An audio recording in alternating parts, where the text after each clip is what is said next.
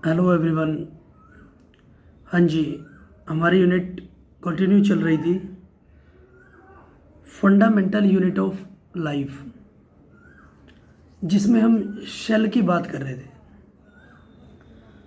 इसमें हमने पढ़ लिया था सेल के स्ट्रक्चर के बारे में कि वो अनियन पिल की तरह स्ट्रक्चराइज्ड डिजाइनेटेड होता है। 1665 हुक, रॉबर्ट हुक ने इसको बताया था। फिर हमने उसके फीचर्स के बारे में पढ़ा था, ठीक है। वन बाय वन हम उनके फीचर्स के बारे में पढ़ रहे थे। जैसे कल हमारी बात हुई थी गोल्जाई अपरेटस की, लाइसोसोम्स की, माइटोकॉन्ड्रिया की और प्लास्टिड्स की। गोल्जाई अपरेटस आपके पास हमारी बात हो रखी थी, जो स्टोरेज करता है, मॉडिफिकेशन करता है, पैकेजिंग करता है प्रोडक्ट्स की। और जो लाइसोसोम्स, उसको हम सुसाइड बैग भी बोलते हैं, बिकॉज उसके पास एक डाइजेस्टिव एंजाइम होता है, स्ट्रॉन्ग डाइजेस्टिव एंजाइम होता है, जो अपनी ही शेल को डाइजेस्ट कर लेता है, ठीक है। इसलिए इसको हम लाइसोसोम बोलते हैं। नेक्स्ट माइटोकॉन्ड्रिया हमने पढ़ा था। माइटोकॉन्ड्रिया होता है हमारे पास power house of cell. Power house means सारी की सारी एनर्जी स्टोर होती है माइटोकॉन्ड्रिया के पास। तो वो एनर्जी माइटोकॉन्ड्रिया सप्लाई करता है अलग अलग पार्ट्स में, और किसकी टर्म में? एटीपी की फॉर्म में, ठीक है। एटीपी हम बोल रहे थे एडिनोसिन ट्राइफॉस्फेट को, ठीक है। एनर्जी करेंसी हम उसको मान रहे थे। नेक्स्ट बात हमारी हुई थी प्लास्टाइड्स की। प्लास्टाइड्स भी हमने दो तरह के पढ़े थे, क्रोमोप्लास्ट और ल्यूकोप्लास्ट। क्रोमोप्लास्ट कलर्ड प्लास्टाइड्स होते हैं और ल्यूकोप्लास्ट वाइट प्लास्टाइड्स होते हैं, जो केवल प्लांट सेल में मिलते हैं। इनके पास क्लोरोफिल प्रेजेंट होता है। जो क्लोरोप्लास्ट है उसके पास येलो और ऑरेंज पिगमेंट की फॉर्म में क्लोरोफिल प्रेजेंट होता है, और जो ल्यूकोप्लास्ट है उसके पास starch, oil, protein granules present होते हैं, ठीक है। फिर बात हमने कर ली थी कि प्लास्टिड्स के पास भी माइटोकॉन्ड्रिया की तरह ही अपना डीएनए होता है और अपना राइबोसोम होता है, जिसकी वजह से ये अपना प्रोटीन खुद बनाते हैं। हाँ जी, तो नेक्स्ट हम लास्ट फीचर की यहाँ पर बात करते हैं।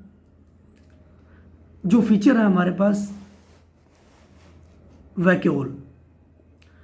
वैक्यूल वैसे तो हम बोल सकते हैं खाली जगह को भी। Vacuole are the storage sacs for solid और लिक्विड कंटेंट। वैक्यूल खाली जगह होता है, जो स्टोरेज, जहाँ पर हम स्टोरेज करते हैं सॉलिड को भी या फिर लिक्विड कंटेंट अगर हमारे पास होता है। Vacuoles are small sized in animal cells, while plant cell they have very large vacuole. जो एनिमल सेल है उसके पास जो वैक्यूल का साइज होता है वो कम होता है, बट प्लांट सेल के पास बहुत ज़्यादा होता है। The central vacuole of the some plant cells में occupy 50 to 90% of the cell volume. जो वैक्यूल सेंटर में प्रेजेंट होता है, ठीक है, उसके पास पूरी सेल की 50 to 90% एरिया होता है, ठीक। In plant cell vacuoles are full of cell sap and provide turgidity and rigidity of the cell. अगर मान लो कोई प्लांट सेल है और वो फुल है, उसके वैक्यूल क्या है? फुल है, तो उसमें टर्गिडिटी या फिर रिजिडिटी शो होती है, सेल के अंदर रिजिडिटी शो करेगा। Many substances of importance in the life of the plant cell are stored in vacuoles. बहुत सारे सब्सटेंसेस जो इंपॉर्टेंट होते हैं प्लांट सेल के लिए वो वैक्यूल में ही स्टोर होते हैं। दिस इंक्लूड जैसे कि अमीनो एसिड, प्रोटीन्स को ही हम अमीनो एसिड बोलते हैं, sugars, various organic acids and some proteins. In single celled organism like amoeba, unicellular होता है, सिंगल सेल होता है। The food vacuole contain the food items that the amoeba has consumed. जो food vacuole है वो food item contain करता है। In some unicellular organism specialised vacuoles also play important roles for expelling excess water and some waste from the cell। कई बार vacuole special role भी play कर सकते हैं। स्पेशल रोल कैसे? जैसे हमारी शेल के अंदर वाटर एक्सेस हो जाता है या फिर कई वेस्ट होते हैं एक्सेस फॉर्म में आ जाते हैं, तो उनको वो क्या कर देता है, रिमूव करवा देता है।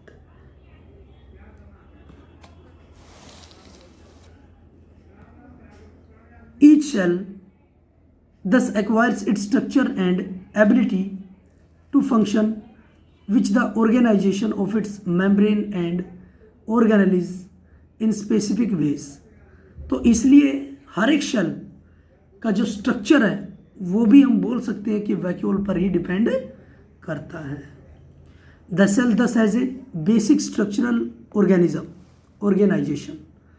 तो इन सारी जो फीचर्स हैं, चाहे वैक्यूल है, माइटोकॉन्ड्रिया, प्लास्टाइड्स है, हम कंक्लूड क्या निकालते हैं कि जो हम शेल होती है उसका एक स्ट्रक्चरल ऑर्गेनाइजेशन होता है, जो स्ट्रक्चर डिसाइड करते हैं ये सारे के सारे parts. This helps the cell to perform function like respiration. और ये सारे पार्ट शेल को हेल्प करते हैं जैसे कि उसकी अलग अलग फंक्शंस को परफॉर्म करने के लिए, जैसे कि रेस्पिरेशन, ऑब्टेनिक न्यूट्रिशन में हेल्प करवाते हैं, and cleavage of waste material, ठीक है, वेस्ट मटेरियल को क्लीव करवाने के लिए, और फॉर्मिंग न्यू प्रोटीन या फिर नया जो प्रोटीन हमारे पास बनता है। 10 तो एट लास्ट हम कंक्लूड निकाल सकते हैं चैप्टर का। The cell is the fundamental structural unit of living organism. तो हम ओवरऑल हम क्या बोल सकते हैं कि जो हमारे पास सेल होती है वो एक स्ट्रक्चरल यूनिट होती है लिविंग ऑर्गेनिजम्स की, and it is also the basic functional unit of life. और ये हम जो लाइफ है उसको हम सेल, उसका हम बेस मान सकते हैं, मीन्स वो फंडामेंटल यूनिट होगी हमारी लाइफ स्ट्रीम का।